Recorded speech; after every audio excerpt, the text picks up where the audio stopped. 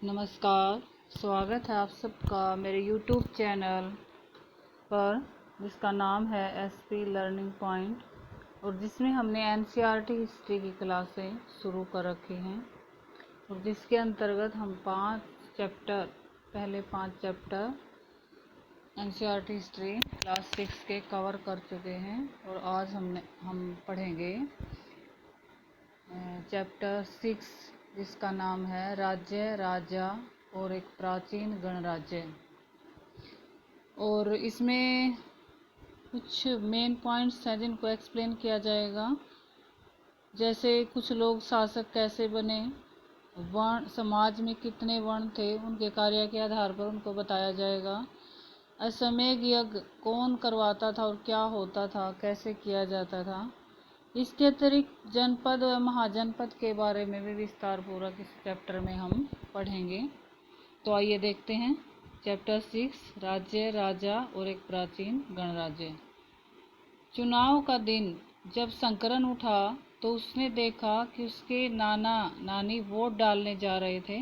दरअसल वे चुनाव केंद्र पर सबसे पहले पहुंचना चाहते थे। शंकरन जानना चाहता था कि आखिर वे इतने उत्साहित क्यों थे। उसके नाना जी ने उसे जल्दी में समझाने की कोशिश की और कहा कि आज हम अपने शासकों का चुनाव करने जा रहे हैं।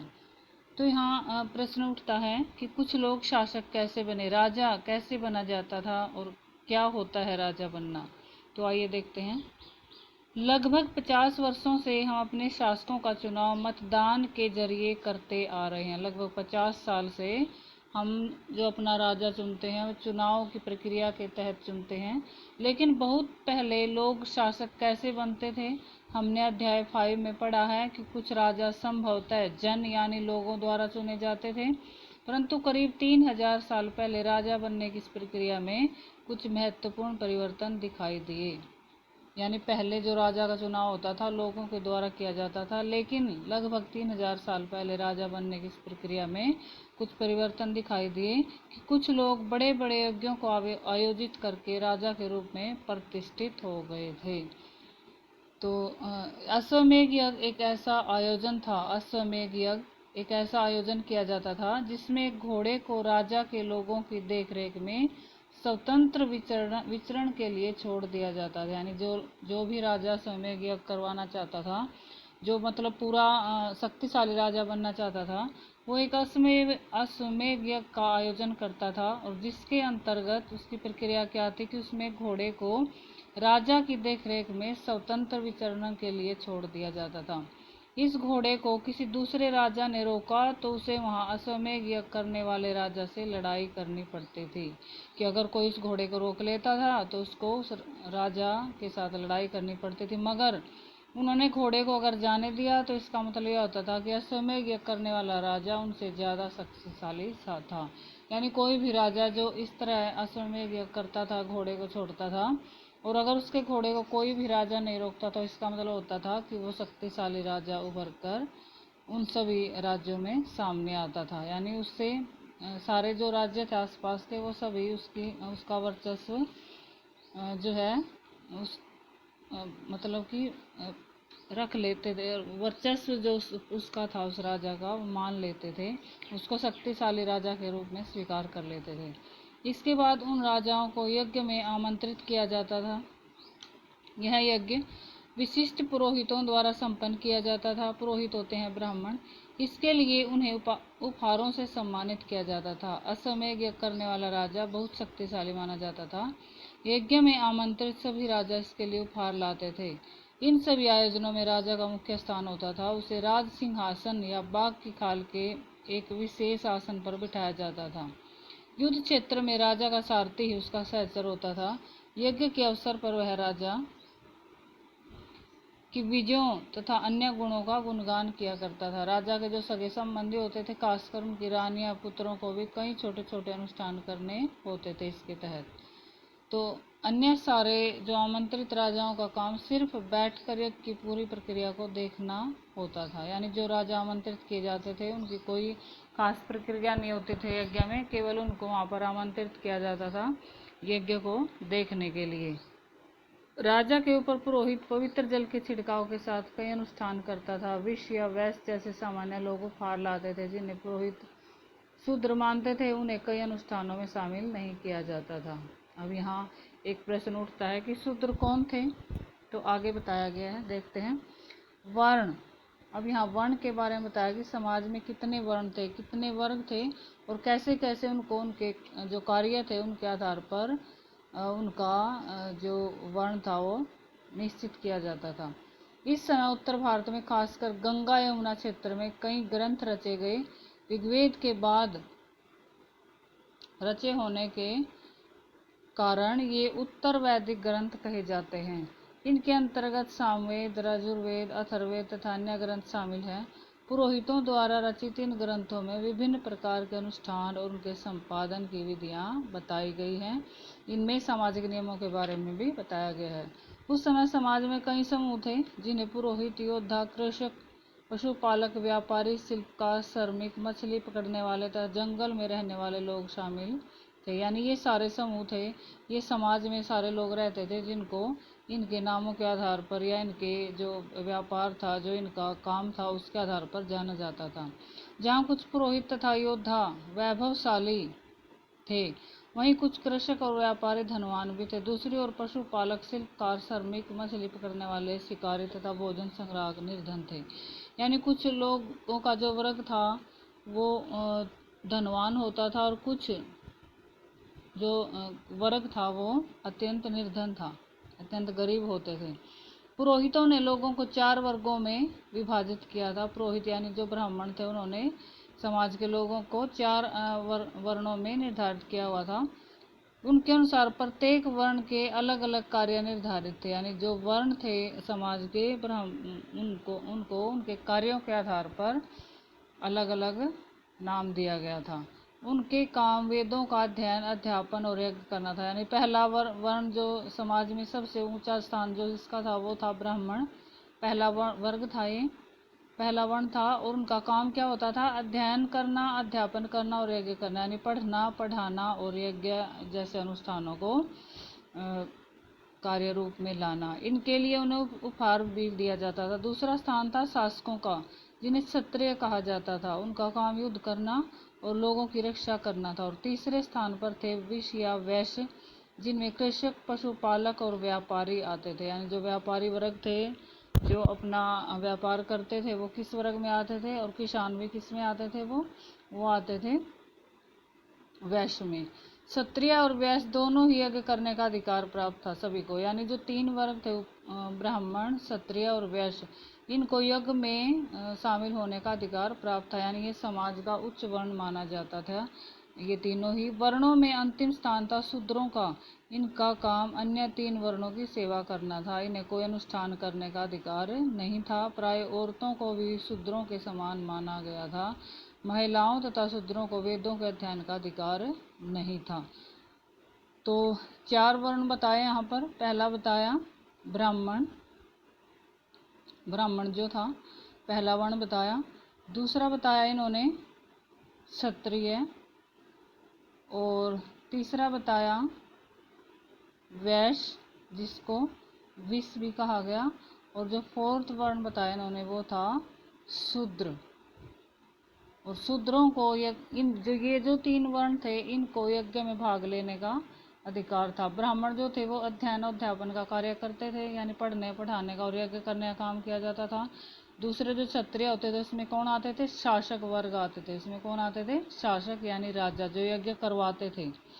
और जो तीसरा वर्ण था वो था वैश्य का, जिसमें कृषक, व्यापारी और पशुपालक सब ही आ जाते थे। और ये जो 3 कैटेगरी है ऊपर वाली समाज की, तीनों वर्णों को इनको यज्ञ में भाग लेने का अधिकार होता था। लेकिन जो शूद्र वर्ग होता था वो सबसे छोटा, यानी सबसे निचली जो कैटेगरी का जो वर्ण था वो माना जाता था। और इनको क्या नहीं किया जाता था? इनको यज्ञ जैसे अनुष्ठानों में भाग लेने का कोई अधिकार नहीं था। और इनकी जो तुलना है, इनकी जो समानता वो किसके साथ की गई? महिलाओं के साथ की गई। यानी जो महिलाएं थी उनको भी इन्हीं की तरह रखा जाता था। यानी उनको वेदों के अध्ययन का कोई अधिकार नहीं था। आगे देखते हैं। पुरोहितों के अनुसार सभी वर्णों का निर्धारण जन्म के आधार पर होता है, जन्म के आधार पर ही, यानी जो कि जिस भी वर्ण में पैदा होता था उसी का मतलब नाम मिल जाता था। तो पुरोहितों के अनुसार सभी वर्णों का जो निर्धारण था जन्म के आधार पर होता था। उदाहरण के तौर पर ब्राह्मण माता पिता की जो संतान होती थी ब्राह्मण ही होती थी। बाद में कुछ लोगों को इसमें अछूत भी माना गया। अछूत वर्गों में कुछ शिल्पकार, शिकारी या भोजन संग्राहक शामिल थे। साथ ही इनमें वो लोग भी आते थे जो शवों को दफनाने या जलाने का काम करते थे। इन लोगों के संपर्क को अपवित्र माना जाता था। यानी बाद में कुछ अछूत वर्ग के लोग की जो कैटेगरी थी वो भी बनाई गई, अछूत वर्ण भी बनाया गया, जिनमें कौन कौन आते थे? कुछ शिल्पकार, कुछ शिकारी यानी जो, और कुछ भोजन संग्राहक जो कि कुछ जैसे जो शवों को दफनाते और जलाने का काम करते थे। ये जो कैटेगरी थी इनको अछूत माना गया और इनके संपर्क को क्या माना जाता था? अपवित्र माना जाता था। कई लोगों ने ब्राह्मणों द्वारा बनाई गई वर्ण व्यवस्था को स्वीकार नहीं किया। कुछ राजा स्वयं को पुरोहितों से श्रेष्ठ मानते थे, क्योंकि पुरोहितों ने स्वयं को श्रेष्ठ दर्जा दिया और बताया कि सबसे उच्च वर्ण कौन सा है? ब्राह्मण है, पुरोहित हैं। लेकिन कुछ राजा ऐसे थे जिन्होंने स्वयं को पुरोहितों से श्रेष्ठ माना। कुछ लोग जन्म के आधार पर वर्ण निर्धारण नहीं मानते थे। इसके अतिरिक्त कुछ लोग व्यवसाय के आधार पर लोगों के बीच भेदभाव उचित नहीं समझते, जबकि कुछ लोग अनुष्ठान संपन्न करने का अधिकार ऐसा समझते थे कि सभी का होना चाहिए। कई लोगों ने छुआछूत की आलोचना की। इस उपमहाद्वीप के पूर्वोत्तर क्षेत्र जैसे कई इलाकों में सामाजिक आर्थिक असमानता बहुत कम थी, जहां पुरोहितों का प्रभाव भी बहुत सीमित था। तो जो ऊपर हमने ये पढ़ा है इसमें सबसे जो ज़्यादा जरूरी है वही है कि जो वर्ण थे वो किस आधार पर निर्धारित किए जाते थे और उनका क्या क्या कार्य था। उच्च वर्ण कौन सा था और कौन सा ऐसा वर्ग था जिसको यज्ञ में भाग लेने का अधिकार नहीं था। तो ये सारे जो क्वेश्चन हैं, ये जो सारे पॉइंट थे वो क्वेश्चन पेपर में आने वाले क्वेश्चन बन सकते हैं। आगे देखते हैं जनपद। यहाँ बताया गया है कि जनपद क्या होता है।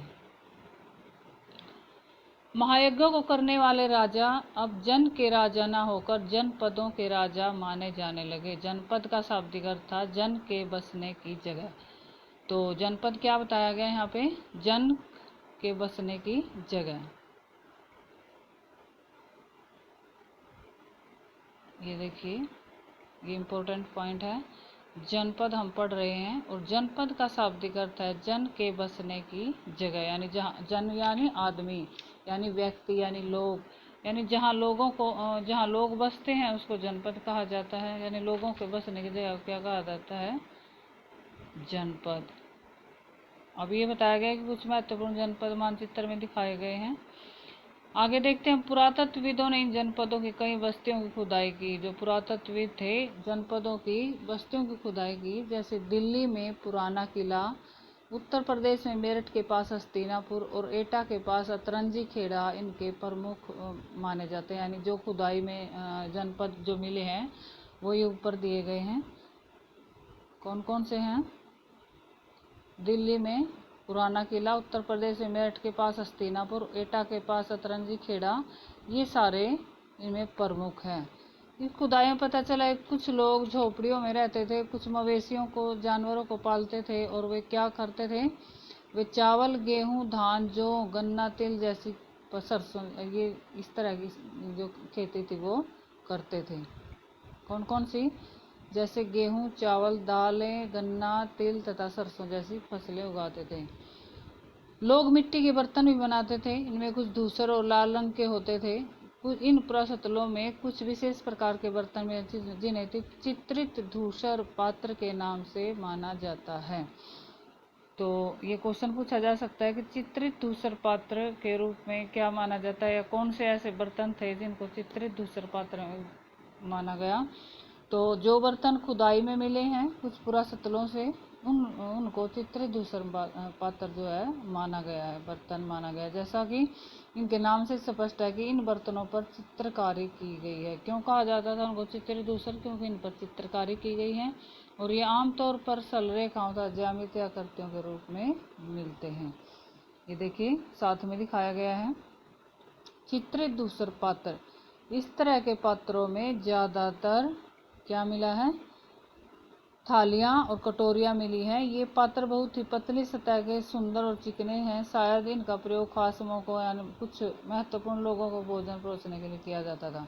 तो ये एग्जाम्पल है चित्रित धूसर पात्र।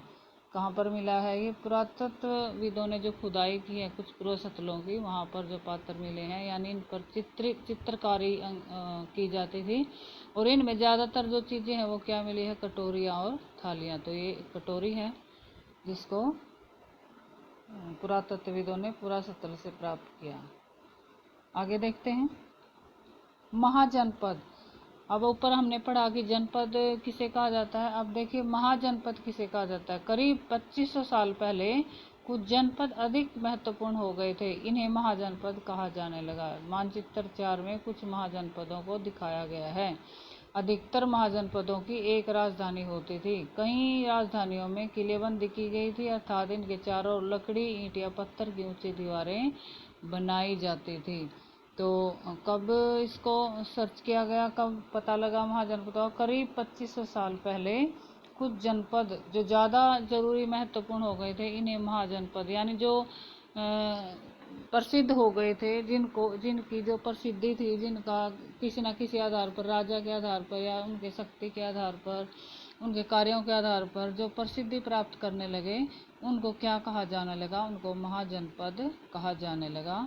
तो इसमें बताया गया कि जो अधिकतर महाजनपद होते थे उनकी एक ही राजधानी होती थी। कई राजधानियों में किलेबंदी की जाती थी और उनको सुरक्षित रखने के लिए क्या किया जाता था? उनके चारों ओर किलेबंदी की जाती थी। किस तरह से? लकड़ी, ईंट या पत्थर की ऊंची दीवारें बनाकर। ऐसा लगता है कि लोगों ने अन्य राजाओं के आक्रमण से डरकर अपनी सुरक्षा के लिए इन किलों का निर्माण किया। कुछ राजा अपनी राजधानी के चारों ओर विशाल, ऊंची और प्रभावशाली दीवार खड़ी कर अपनी जो समृद्धि थी और शक्ति का प्रदर्शन करते थे। यानी कुछ जो राजा थे वो चारों ओर अपनी जो सीमा होती थी उनके राज्य की, उसके चारों ओर ऐसा सुरक्षित दीवार और उसको अपने राज्य को सुरक्षित करने के लिए दीवार खड़ी कर लेते थे चारों ओर, ताकि कोई बाहर से आकर उन पर हमला ना कर सके, आक्रमण ना कर सके, और वो अपनी जो सीमा है, अपना जो राज्य है, उसको सुरक्षित रख सके। तो इस तरह से किले के अंदर रहने वाले लोगों और उस क्षेत्र पर नियंत्रण रखना सरल हो जाता होगा। ऐसा माना जाता है कि ये जो दीवारें बनाई जाती थी चारों राज्य की, उससे ऐसा लगता है कि वो जो शासक होते थे अपनी जो राज्य के प्रति सुरक्षा का भाव रखते थे, और इस तरह से इस तरह जब वो सुरक्षित करने के लिए दीवार वगैरह बना लेते थे, तो वो एक तरह से सुरक्षित महसूस करते थे और लोगों को उस क्षेत्र पर नियंत्रण रखना सरल हो जाता था। अपने राज्य पर हर तरह से वो राजा नियंत्रण रख सकता था। इस तरह की विशाल दीवार बनाने के लिए व्यापक योजना की आवश्यकता थी और लोगों लाखों की संख्या में ईंटों और पत्थरों का इंतजाम करना पड़ता था। हजारों स्त्री पुरुषों ने और बच्चों ने इसके लिए अथक परिश्रम किया होगा। इसके लिए संसाधनों की आवश्यकता भी पड़ती होगी। ओबियस है, जब इतनी ज़्यादा ऊंची दीवार वगैरह बनाई जाएगी तो इसके लिए अधिक से अधिक अथक परिश्रम किया गया होगा और इसके लिए अधिक से अधिक संसाधनों की आवश्यकता पड़ी होगी। अब राजा सेना रखने लगे थे। सिपाहियों को नियमित वेतन देकर पूरे साल रखा जाता था। कुछ भुगतान संभवतः आहत सिक्कों के रूप में होता था और इन सिक्कों के बारे में हम अगले अध्याय में पढ़ेंगे। अब बताते हैं कि कर क्या होते थे।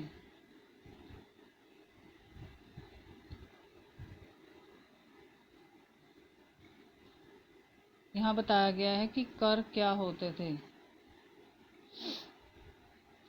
महाजनपदों के राजा विशाल किले बनवाते थे, बड़ी सेना रखते थे, इसलिए उन्हें प्रचुर संसाधनों की आवश्यकता होती थी। इसके लिए उन्हें कर्मचारियों की आवश्यकता होती थी, क्योंकि वो सेना रखते थे, संसाधन रखने लगे, वो बड़ी बड़े संसाधनों की उनकी आवश्यकता होती थी क्योंकि सेना रखते थे। इसके लिए उन्हें कर्मचारियों की भी जरूरत होती थी। अतः महाजनपदों के राजा लोगों द्वारा समय समय पर लाए गए उपहारों पर निर्भर न रहकर अब नियमित रूप से कर वसूल करने लगे, ताकि उनकी जो राज्य की जो आय है वो बेहतर हो सके और जिससे वो अधिक से अधिक जो प्रचुर संसाधन है उनको प्रचुर मात्रा में राज्य के लिए प्राप्त कर सकें। तो क्या था उन करों में, देखते हैं। कर यानी कि जो टैक्स लगाते थे एक तरह से जो राजा होते थे, तो कैसे कैसे टैक्स लगाते देखते हैं। फसलों पर लगाए गए कर सबसे महत्वपूर्ण थे, क्योंकि अधिकांश लोग किसान थे। प्राय उपज का 1/6वां हिस्सा कर के रूप में निर्धारित किया जाता था, जिसे भाग कहा जाता था। यानी फसलों पर जो कर था वो सबसे ज़्यादा महत्वपूर्ण था, और जो जिनसे कर लिया जाता था वो क्या थे, किसान थे। और उनसे उपज का 1/6वां हिस्सा कर के रूप में लिया जाता था, और जिसे क्या कहा जाता था, उसे भाग कहा जाता था। इम्पोर्टेंट है एग्जाम की दृष्टि से।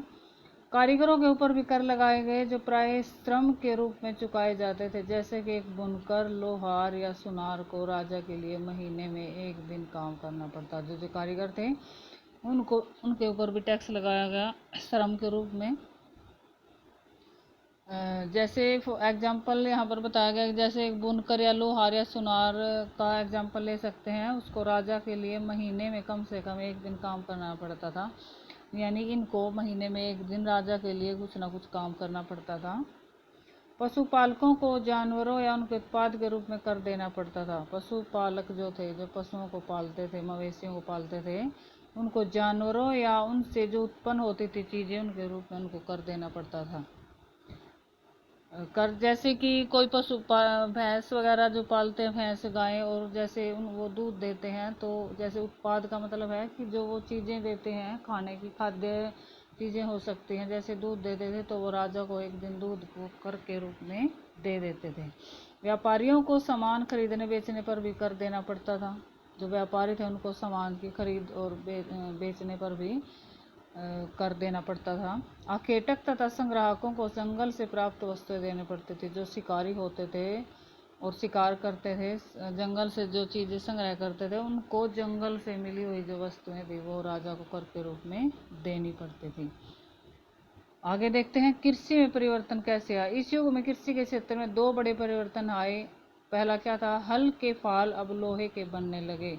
अब देखिए, पहले जो हल बनाए जाते थे वो किसके बने होते थे, लकड़ी के बने होते थे। किसके थे, लकड़ी के। लेकिन यहाँ पर क्या परिवर्तन आया इस युग में, अब जो है लोहे के हल के फाल जब जो थे अब लोहे के बनने लगे थे। अब कठोर जमीन को लकड़ी के फाल की तुलना में लोहे के फाल से आसानी से जोता जाता था। और ऑब्वियस है कि जो चीज़ लोहे की होगी वो लकड़ी के हल से ज़्यादा काम करेगी। तो इस तरीके से जो लोहे का जो हल बनाया गया, उससे आसानी से जो ज़मीन है उसको फाड़ दिया जाता था, आसानी से जोता जा सकता था। इससे फसलों की उपज बढ़ गई, और इससे क्या हुआ, जो पैदावार थी फसलों की वो बढ़ने लगी। दूसरे लोगों के धान के पौधों का रोपण शुरू किया। इससे क्या हुआ, क्योंकि जैसे जैसे संसाधन बढ़ा, अब लकड़ी का जो हल था उससे कुछ ही फसल हो पाती थी, क्योंकि वो ज़्यादा नीचे तक नहीं जा सकता था ज़मीन में।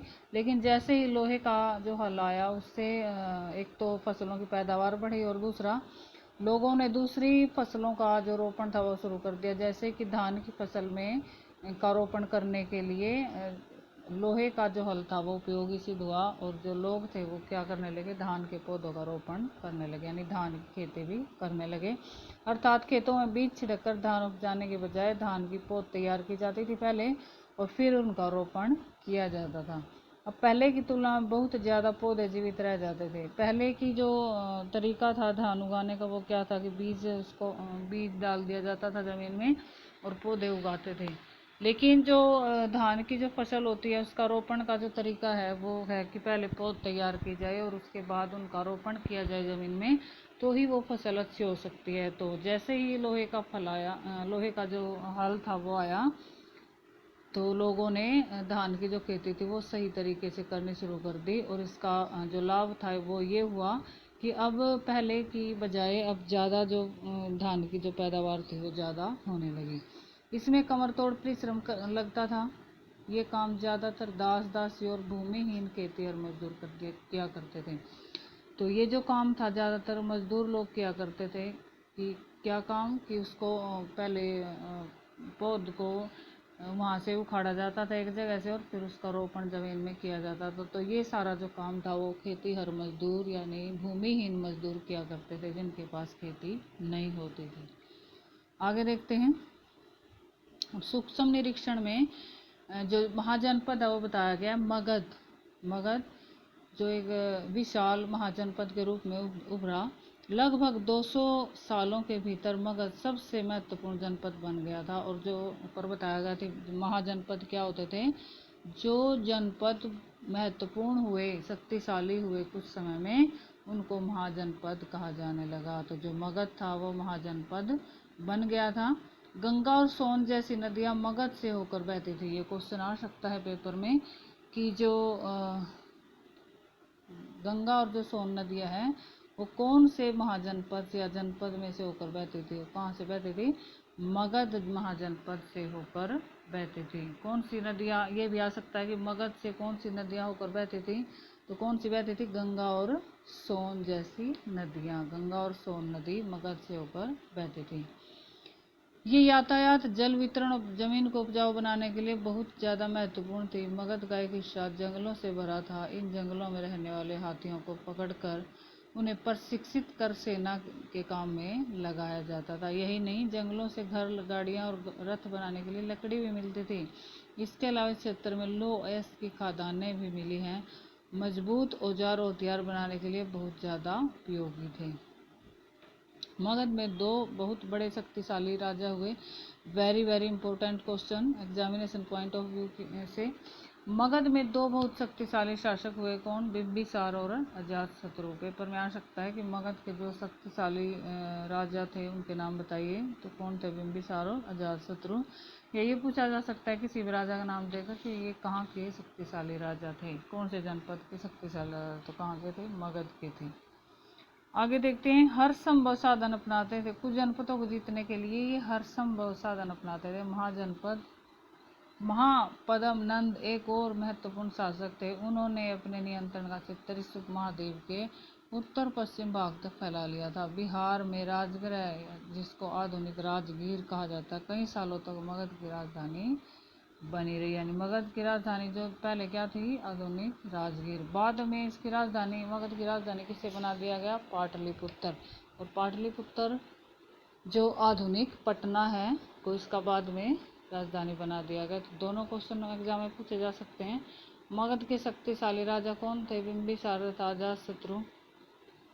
और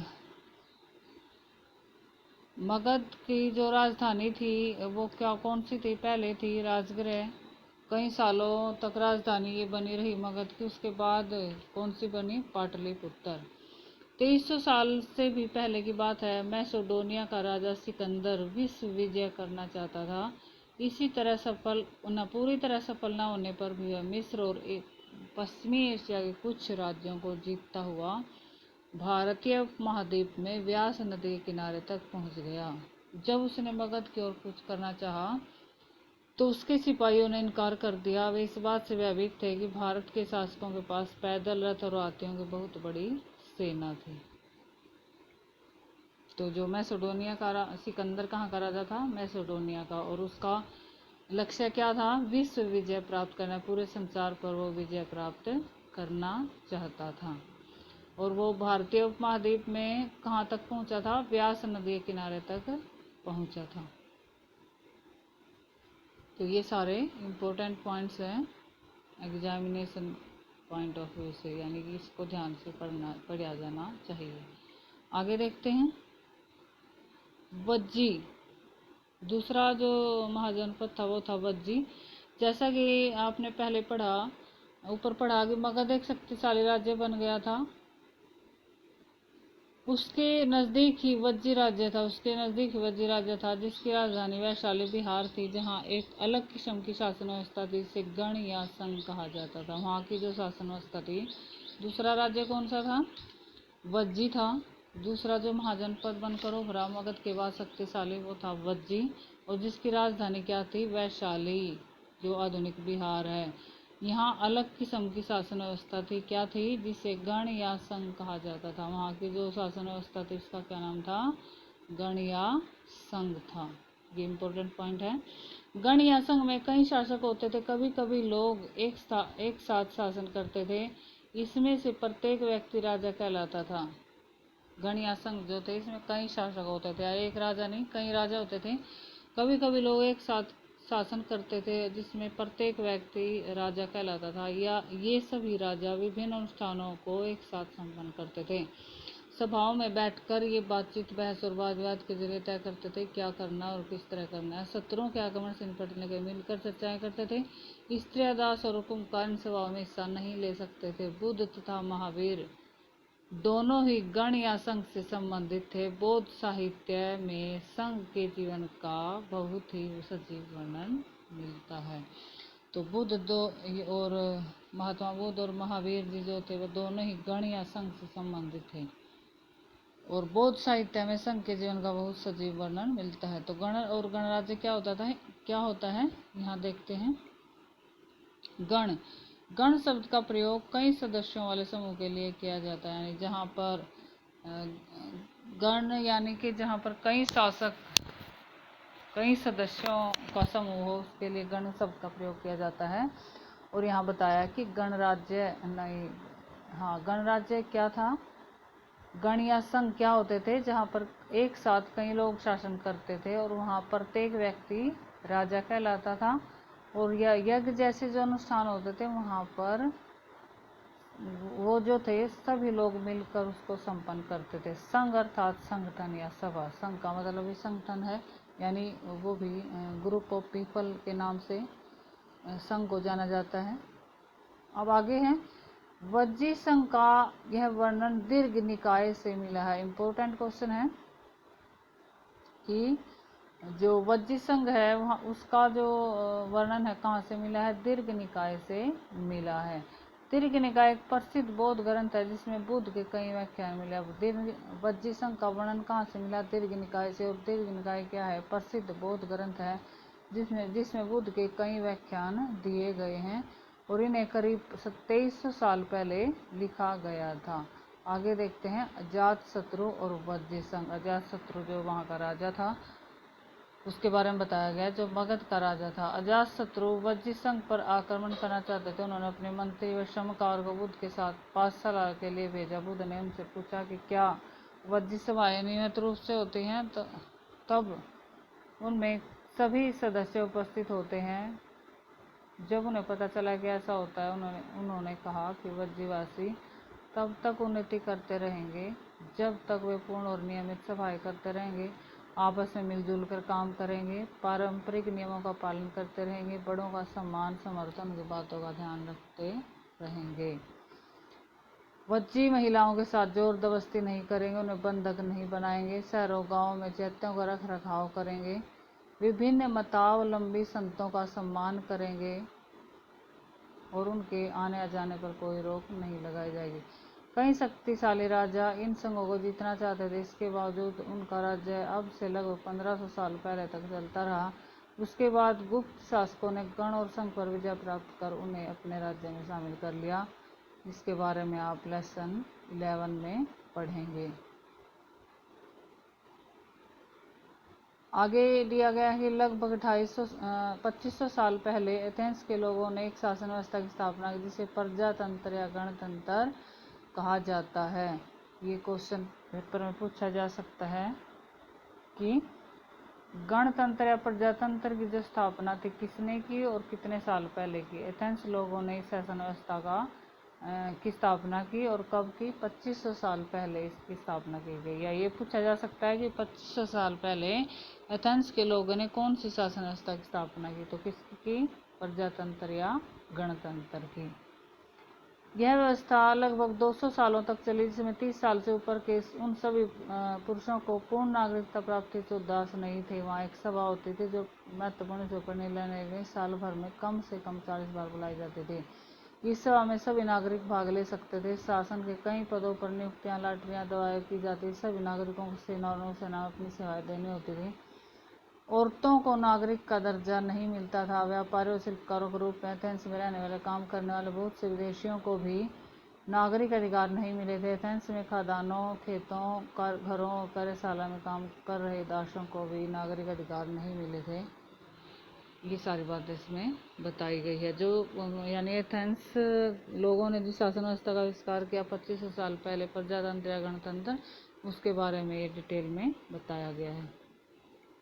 आगे देखते हैं इस जो चैप्टर में हमने उपयोगी शब्द पढ़े वो थे राजा, अश्वमेघ, या राजा कौन होता था, अश्वमेघ यज्ञ यानी जिसमें घोड़े को छोड़ दिया जाता था स्वतंत्र रूप से, और अगर कोई उस घोड़े को अश्व को नहीं मतलब उसके मतलब होता था कि अगर वो घोड़ा स्वतंत्र रूप से विचरण करता हुआ जहाँ जहाँ तक चला जाता था वहाँ का जो एरिया होता था, ऐसा समझा जाता था कि वो जो है शक्तिशाली राजा के अधीन हो जाता था, यानी वहाँ के जो शासक थे उस एरिया के उसके अधीन था, एक तरह से स्वीकार कर लेते थे।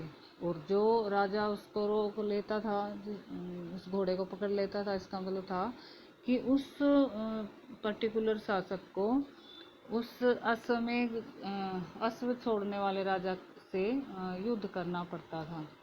आगे बताया गया वर्ण क्या होते थे, यानी समाज में कितने वर्ण होते थे, 4 वर्ण होते थे, जिनको ब्राह्मण बताया गया जो अध्ययन अध्यापन का काम करते थे, पुरोहित नाम दिया गया जिनको, दूसरे होते थे क्षत्रिय जिनको शासक, जिसमें शासक वगैरह आते हैं, और तीसरे होते थे वैश्य जिनमें किसान व्यापारी इस तरह के लोग आते हैं, और लास्ट में होते थे शूद्र यानी जो गरीब लोग तबका होता था और उनको यज्ञ में भाग लेने का कोई अधिकार नहीं होता था। जनपद बताए गए जहाँ पर लोग रहते हैं, जनपद यानी जनपद यानी जहाँ पर लोगों का वास, जन का वास होता है वहाँ जनपद।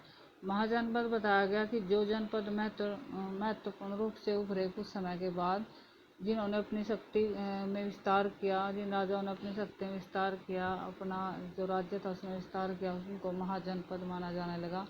किलेबंदी बताई गई कि किलेबंदी वो होते थे कि जो जब राजा अपने राज्य के चारों ओर किले या जैसे दीवार बना के उसकी सुरक्षा हेतु बनाए जाते थे, उसको किलेबंदी कर, यानी उसके राज्य के चारों ओर जब दीवार वगैरह निकाल के सुरक्षा की दृष्टि से जो इंतजाम किए जाते थे उनको किलेबंदी कहा जाता था। सेना यानी जब सेना राजाओं ने रखनी शुरू कर दी और उनके लिए संसाधनों का निर्माण किया जाने लगा, तो सेना के रूप में वो आए। कर यानी कि टैक्स, जब राजा ने टैक्स लेना शुरू कर दिया, उपहार की बजाय जब कुछ कर निश्चित कर दिए कि वो हर व्यक्ति को, जो वहाँ पर रहने वाले लोग हैं उनको राज्य को देने ही देने होंगे, और वो उनके कार्य के आधार पर बताए गए थे। उसके बाद बताया गया पौधारोपण, यानी जो कि धान की खेती की जाती थी उसमें पौधरोपण यानी पौध लगाई जाती थी, जिसके आधार पर लोहे के फाल की सहायता से उनका रोपण किया जाता था। गण अथवा संघ, ये बताया गया है, गण यानी लोगों का समूह, और प्रजातंत्र यानी यहाँ जहाँ पर लोगों का शासन होता था। तो ये जो सारे शब्द थे इसमें आए, और जो इसके महत्वपूर्ण पॉइंट थे सभी को विस्तार पूर्वक बताया गया है। तो अगर इस चैप्टर के बारे में कोई डाउट है तो कमेंट करके आप पूछ सकते हैं। अगर कोई पॉइंट आप क्लियर नहीं हुआ है कहीं से भी तो उसको कमेंट बॉक्स में कमेंट कर सकते हैं।